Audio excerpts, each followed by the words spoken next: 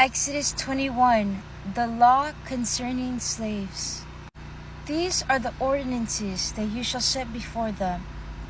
When you buy a male Hebrew slave, he shall serve 6 years, but in the 7th he shall go out a free person without debt. If he comes in single, he shall go out single. If he comes in married, then his wife shall go out with him. If his master gives him a wife, and she bears him sons or daughters, the wife and her children shall be her master's, and he shall go out alone.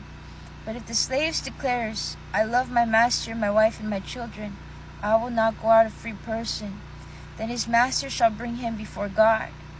He shall be brought to the door, or the doorpost, and his master shall pierce his ear with an awl, and he shall serve him for life. When a man sells his daughter as a slave, she shall not go out as the male slaves do. If she does not please her master, who designated her for himself, then he shall let her be redeemed. He shall have no right to sell her to a foreign people, since he has dealt unfairly with her. If he designates her for his son, he shall deal with her as with a daughter. If he takes another wife to himself, he shall not diminish the food, clothing, or marital rights of the first wife. And if he does not do these 3 things for her, she shall go out without debt, without payment of money. The law concerning violence.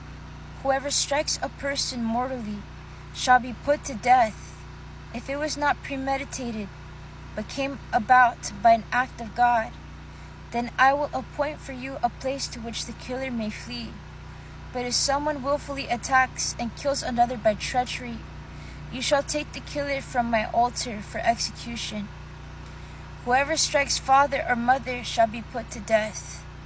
Whoever kidnaps a person, whether that person has been sold or is still held in possession, shall be put to death. Whoever curses father or mother shall be put to death. When individuals quarrel and one strikes the other with a stone or fist, so that the injured party, though not dead, is confined to bed, but recovers and walks around outside with the help of a staff, then the assailant shall be free of liability, except to pay for the loss of time and to arrange for full recovery.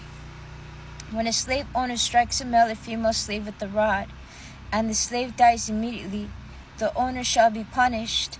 But if the slave survives a day or 2, there is no punishment, for the slave is the owner's property. When people who are fighting injure a pregnant woman so that there is a miscarriage, and yet no further harm follows, the one responsible shall be fined with the woman's husband's demands, paying as much as the judges determine.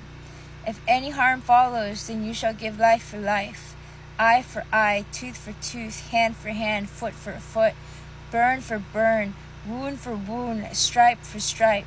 When a slave owner strikes the eye of a male or female slave, destroying it, the owner shall let the slave go a free person to compensate for the eye.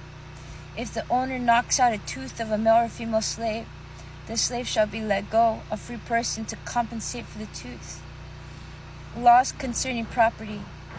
When an ox gores a man or a woman to death, the ox shall be stoned, and its flesh shall not be eaten, but the owner of the ox shall not be liable. If the ox has been accustomed to gore in the past, and its owner has been warned but has not restrained it, and it kills a man or a woman, the ox shall be stoned, and its owner also shall be put to death. If a ransom is imposed on the owner, then the owner shall pay whatever is imposed for the redemption of the victim's life. If it gores a boy or a girl, the owner shall be dealt with according to this same rule.